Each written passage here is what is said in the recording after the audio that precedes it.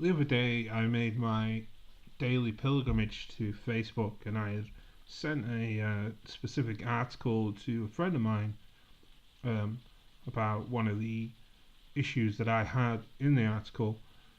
And this friend sent me one back as he's a parent, he's a father, and this article really annoyed him. So he asked me to read the article just to see if I thought his annoyance was justified, and oh god, was it? Jeez. Um, so I decided I was to make a video about it. I was gonna make a video about the other article, but this one just needed to be done. So I initially wrote a script, threw a few jokes in there, and it didn't really work out. So I've decided that I'm going to just read the article through, freestyle it, just think of my opinions as they come to me. It may not be fair, may not be reasonable, may not be necessary, may not be particularly deep, but I just wanted to make a video. So forgive the poor quality, I just threw a few things together, and that's it really. Thank you. Agony of being a 50-50 mum.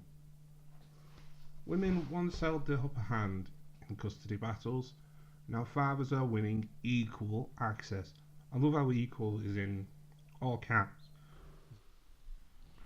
Equal. If we have equal rights, that means that certain privileges will be taken away. Well, that's not fair. No. Do you know why?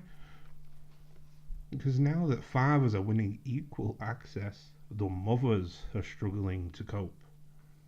Yeah, it's not a matter of, fathers winning, more custody battles. And this article is specifically about 50-50, not women not being able, mothers not being able to see their children. It is about splitting them up. And the fact that that might be a victory for men, if that's, your particular belief, is basically saying that not only is it a victory for men, but it's a defeat for women, because they're having to cope with the fact that they're not going to get full custody anymore. I basically just want to read through this article because I cannot believe how one-sided this is. It's unbelievable. So, Nicola Hewitt, 42, an office manager from Kenley, Surrey, faces the trauma. Let's not belittle that word. Let's not, take away his meaning. Let's just throw that in, because if it's in any way upsetting, it's trauma now. That's it. We've redefined every word in the dictionary until it suits everyday use. Faces the trauma of being without her children every weekend. So this article is talking about 50-50 custody, and then the first thing that we establish is, in reality, it's not even 50-50 custody, because she gets her children 5 days a week, the father 2 days a week. Now, the other woman in this article, Veronica, hers is more equal. It's a week on, week off shared care arrangement for her two daughters. So this article is basically going to get their view, the mother's view, from these, different experiences. Every mother lives for those small, joyful moments when her child masters something new. A book once too challenging, the telling of a joke previously stumbled over, a food devoured that had formerly been rejected, especially if that food is phallic in nature, a banana, a sausage maybe. For it's in the gentle minutiae of a little one's life that you really see their budding personality grow. And the patriarchy want to stomp out all those little flowers. Yes. Oh, don't call women flowers, jeez. Imagine then the agonising pain of being privy to your child's life for only half the time. And there we go. There's the problem with this article and its infrastructure is already you're trying to make us feel sympathy for the mother in the situation by telling us that her situation is exactly like the father's, and there's no shared empathy, no shared sympathy. It's all on the mother. We should focus on her, even though we've just been told that in reality it isn't even 50-50 custody. She's got 5 days a week and he's got 2 days a week. The milestones missed, the lost cuddles before bedtime, the long nights spent wondering if they are sleeping sweetly or crying out for mummy. Because females have the maternal instinct, but the paternal, the paternal instinct, it's a myth. Female orgasm, paternal instinct, they're both hanging out somewhere. No one knows where they are. They don't exist. Probably on the grassy knoll or something like that. Because of course, when the children aren't in the father's house, he's not worrying about his children. No, you can't wait to be rid of them. This is the reality of Britain's growing legion of 50-50 mothers who divide their time with the children equally. No, not really. No, we've already established that's quite a lie. With their exes. One thing that I've noticed while reading this article is at no point do they attach a fatherly moniker, to the ex. It's never dad. It's never father. It's always ex or ex-husband, and it's just another way to demonize the man, even though we do not know his side. Maybe he is a terrible father. We don't know. We don't get that information, and I'm not willing to just throw my sympathy out when I only know half the story. It's a growing phenomenon that, on the surface, might seem the fairest way for separated parents to organise their lives. But it comes at an emotional price for the mothers involved. That's it. Just, cut it off there. Are you thinking about that father again? Don't, because he's fine. He doesn't pay an emotional price. No, all his emotional shit's free. He's a man. He's the father. He's fine. Stop worrying. Jesus Christ. Veronica is one such mother who wishes more than anything that her 2 little girls were having a more relaxed, stable childhood. Instead, every other Thursday, she drops one off at nursery and one at primary school, full of foreboding as she kisses them goodbye. Sorry, did I read that wrong? Did I say nursery and primary? Oh, sorry, I thought it would have been war. Seeing how she's reacting with foreboding, she kisses them goodbye with tears running down her cheek. Because the father's going to take him to a strip club or something. A week off shared care arrangement with her ex-husband is the high price Veronica has to pay for her broken marriage. Again, father gets free shit. He's cool. So now we're on to the week on week off shared care arrangement. This is the one that is more equal, as we'll find out.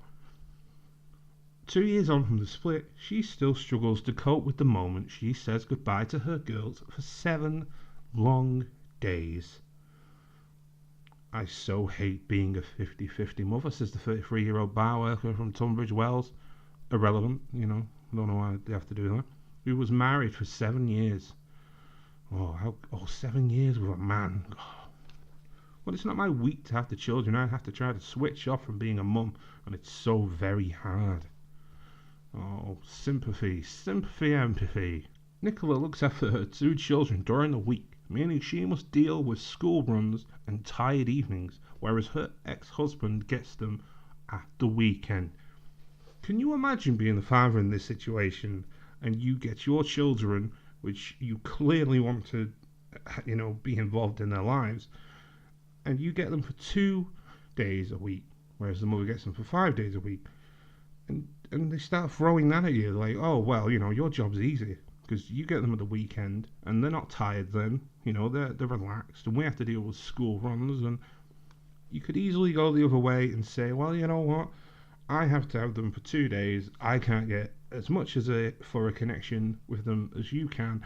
Not only that, but you get to pawn them off to the school for 6.5 hours a day, and including sleep, you probably see them quite a lot compared to what I see them. and you're just being petty, in my opinion. I stopped being the father then for a second and just dropped it out and came me again. So it was a bit confusing, I admit. To distract myself from the pain, I throw myself into work, working all the hours I can to keep me occupied. Whereas the father, he's a heroin addict. We assume, why not throw it in there? When they're not here, I don't even go into the girls' room because just seeing all their clothes and toys is so very painful. I know I'll just dissolve into tears and won't be able to function. They're not dead. They're not on the front line. Okay? We're about to find out that I think they're about 10 minutes away. Veronica only ventures into their room the night before they are due home to tidy up and get ready for their return. Because, they're probably going to be on, withdrawals. They're going to have, like, knives stuck in them and, a bunch of losing race bets sticking out of their pockets. Drunk, of course. Drunk, that's an easy one. Yeah. This is all factual. Why not? We're not hearing the other side of the story, and she's reacting like this is the worst thing that ever happened, so it must be something. I know they're coming back, so I feel more excited than upset and can handle it. Oh, you go, girl. You go. Although her ex-husband just lives 10 minutes away, relations are strained, and there is little contact between them, apart from a court-ordered FaceTime conversation with her daughters, Ziva 5 and Tally 3, every other day while they are with him. Now, so she makes it seem like she doesn't see her children the whole time. Yet even then, she still sees them. She's putting in FaceTime, so to speak. Although she trusts her ex-husband implicitly with the care of her girls, immediately torpedo the whole infrastructure of the article. It'd be somewhat reasonable if the father was awful. Yet if he's just as competent as you are, then what's the issue at all? There isn't one. The lack of easy communication means she knows little of what they do in their time apart. More than this, decisions about her care are often made that are out of her control. Again, goes the exact other way. If there's a lack of easy communication going back and forth, clearly the father's in the exact same boat. There is no argument made in this article that doesn't apply to the father in the situation. And that's all I want is a fair, other side of the coin. I once went to pick the girls up on my Thursday and was shocked to see that he had taken them to the drug den without hairdressers. Sorry, hairdressers. Again, misread that. Tally's hair had just gone long enough to tie into ponytails, and now it was too short to tie up. I was devastated. Okay, seriously. As much as they try and paint this woman as a strong, motherly figure who throws herself into work and she cares for the kids and she can't wait for them to get back and she's a caring mother, she can't go into the room because she bursts into tears. And when her daughter gets the haircut, she's devastated because it's too short to tie up. Now, I am not a father. I'm definitely not a mother. I'm definitely not a female. So maybe that is just something that means a lot. Maybe if you have a daughter and you look forward to tying their hair up in pigtails every morning before they go to school, and that may be the case. But you're overdoing it a little bit, aren't you, by saying you were devastated. On Mother's Day this year, Veronica wasn't able to speak to the girls as it didn't fall on her court-appointed FaceTime day, something she says she found utterly heartbreaking. See, that's more understandable. I could throw out arguments here by saying, well, why don't you just celebrate it on a separate day? It may be Mother's Day that day, but it doesn't stop you from, the circumstances. Say to your children who, obviously the father might usually help in those situations, but I doubt it in this case, because he's a horrible human being, that, they celebrate it the first day back or the last day before they go. It's not a big deal. And the other side of the coin as well, once more, is that, well, what about Father's Day? That's just as likely to fall on a day where the father doesn't have his children. Once again, it is completely applicable to both father and mother in situation. So let's carry on. Recently, a ex informed her, not father, not daddy, ex, that Ziva will be going to an after-school judo class every Wednesday, which encroaches on her own week with the girls. Well, again, that's fair enough. You should make a decision like that. Consulting the mother, that's fair. I've got no problem with that. Ziva really enjoys it, so that's okay. Oh, well, there you go. Because here's where we're going to start to transition into what they want to be the focal point of the article, which I think is completely bollocks, which is that this whole thing is about the kids and the kids' welfare. But one thing you might have noticed so far is that it's never talked about the children's welfare. It's all about the mother and how she is, how devastated she is. So if you're going to make an article that is about children growing up in what essentially is a broken home, then make the article about the children, not just one of the parents in it, because that doesn't give us enough information to judge the situation and denote it as being important and worth discussing. When you have children, you want to have a say in every element of their upbringing, but in my situation, that's impossible. Once again, completely applicable to the father's side.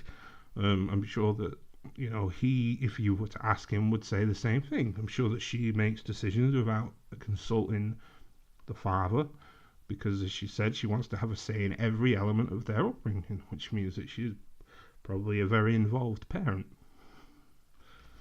Such emotionally grueling arrangements over childcare are becoming increasingly common. Now, again, like I said, this is where we're going to transition into the meat of the article. While official figures suggest that only 3% of separated parents share their children's time equally, experts say this is a gross underestimate because many arrangements are unofficial and so unrecorded. If they're unofficial and they're unrecorded, clearly there is no conflict. Clearly both parents have decided that this is what they want and this is best for their children. If one of them disagreed, surely it would be recorded. It would be official. There would be a custody battle. More and more couples are agreeing to split care for their children without any intervention by the court, according to Jane Roby, the Chief Executive Officer of National Family Mediation, an organisation that conducts over 3,000 mediations a year between separating couples. So now you'll notice that we've completely ran away from mothers and how they feel. It is now about children, which, if it was about that from the start, I could get behind it totally. Now, where are we? 10 years ago, shared care wasn't really an option, says Jane. Now there is a cultural shift towards fathers taking an active role in their children's upbringing. So many men are saying they want to be involved in day-to-day parental care. Oh, it's an epidemic. I mean, how are we going to battle this? Why can't men just go back to being uncaring bastards? That was the heyday. That was when women had it easy, apparently.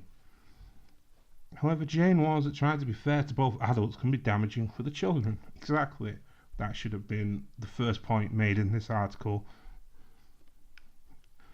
It can be very hard for them as they have to live in different homes and move to place continually, and that can make them feel unsettled and unhappy. Completely fair point. Exactly. Again, all this is completely relevant, and I personally do not come from a broken home, but I can certainly see why this would be an issue later on down the line. There are many potential permutations of shared care, some more difficult to bear for the mother than others. No context, no examples. The fact that we're completely just going to gloss over the father again. We're not going to say, there's a lot of issues that are difficult to bear for both parents, some for the father, some for the mother. No, because that would be fair. It can mean a 50-50 week-on, week-off arrangement like Veronica's splitting the week, with 3 or 4 days for each parent, or one parent having the children during the week and the other every weekend. I don't think that's the correct way of saying it, but I get the point, yes.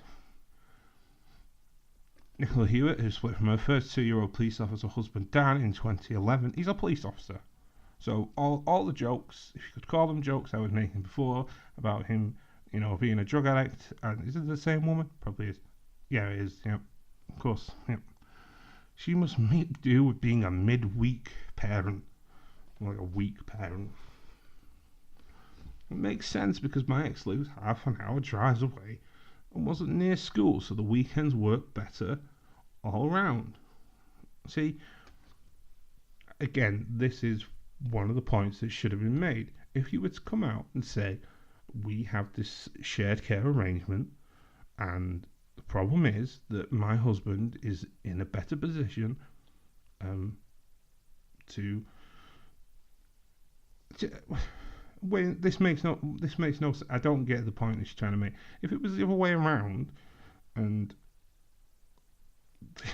and it was the other way around, and the children were going to school with the father, and she only had them at the weekend, that would be the issue. But it's not. I really miss the children being in the house. I miss putting them to bed and hearing Sonny say "I love you" as I walk down the stairs. I sit in the house at weekends, deafened by the silence, hankering after their company and feeling like bits of me are missing. Can you imagine? They're sat there having this conversation. This journalist sits down with the mother and she says, "So how do you feel when the children are gone at the weekend?" Do you honestly believe she's going to go, "I sit in the house at weekends, deafened by the silence, hankering after their company and feeling like bits of me are missing"? Like she's wrote a fucking sonnet. After all, when you're married, you do everything with your partner and everything is centered around the children. Should be, yep. And suddenly it ends and you're ousted from your normal life. It took me 2 years to get my head around it. Your head. But I thought we were talking about the children. At first she coped by filling the hours as best she could, focusing on her work, her 5 dogs, 3 of which she got after her husband left. Completely irrelevant information. I don't know why we needed to know that. And going running, but the void remains. It's like it's not Mass Effect. Calm down. It's not a space opera. It's not Star Wars. It is lonely on special days like Mother's Day or my birthday when they're not with me, and I just try to power through the day, says Nicola. And of course, that doesn't happen to the father because he is, he was a test tube baby, and he doesn't have birthday. I guess he still would celebrate Father's Day. Yeah, it doesn't make sense. He has the same issues, definitely. Holidays are hard too. 3 years ago, their father took them to Florida for Christmas for 2 weeks, which they loved, of course. But I couldn't stop crying when they came through at the airport. It was far too long to be away from them. Really? Well, imagine then if you didn't see them at all, because that was a reality. And earlier on in the article, we were talking about how 50-50 care is becoming more prevalent, meaning that exactly as that Jane Roby said, that men are now wanting to be involved. The fact is, you cannot come from it and say, women have had custody all these years, now men want to be involved, and when my husband goes away for 2 weeks with the children, it's too much to say. It's completely selfish, and it doesn't take into account what could have potentially happened. While Nicola knows her ex is a good father, there are often sticking points when it comes to their styles of parenting. Again, completely valid. This is what it should have been focused on. I'm very outdoorsy. Jesus. Parenting styles. Well, I like to go camping, and, he's a cinema guy, so, all extracurricular activities don't exactly quite mesh. The kids are often muddy and not in their best clothes, whereas he likes them to be ultra clean and dressed nicely. I can imagine her sat there with a journalist and she's like, I can't stand it because he wants the children to look their best. I think that kids should be covered in mud, grubby, and fit, whatever the that means. She is left to cope with the travails of the school and working week, whereas her partner gets to enjoy the more relaxed weekends. you could twist this argument any way you want. The father, if this article was about him, could say, I only get 2 days a week. And she gets 5. And on top of that, she gets to, make packed lunches and, talk about their school days and put more time in. And she's the one who gets more of a connection with the children because she sees them more often. I think that both decent arguments. Again, my problem with this article is that it doesn't explore both arguments. I get the worst of them, as he has them when they're not tired. Now, to me, this makes no sense. Again, I do not have children, but I do have nephews and nieces, and I honestly think that when they're tired, that is when they're more manageable. Weekends, for instance, are a bit of a nightmare. When they're tired, when they're tired out, they may be a bit grumpy, but I believe that is, again, it's a stupid argument. I do not know why I'm even talking about it. Nicola believes the children have adjusted well to this setup and enjoy having 2 separate lives. Well, again, doesn't that torpedo the need for this? Because if it is truly about the children's well-being, and Nicola was to say it's taking a toll on them and they don't like having 2 separate lives and they need more stability, and I could see it with them. Basically, what she's saying is, it's so unfair. I'm the mother, and it's so unfair, and I'm devastated, and the children are fine, but they're not, basically. But me, I'm not. They are not. But more importantly, I am not. Even after 2 years of having their mother only part-time, there are still signs of neediness. She sees them more than the father. Remember that. 5 days a week. Sonny often plays up when he gets home from his father's after the weekend, she confesses, and is a lot more clingy and attention-seeking. I thought you loved spending time with them. I thought you hated it when they're tired and grumpy, but now they're clingy and attention-seeking. That's a bit of a contradiction, I'm afraid. I know they feel secure and loved because my ex and I have a good relationship and can communicate easily, and the kids know their routine well, says Nicola.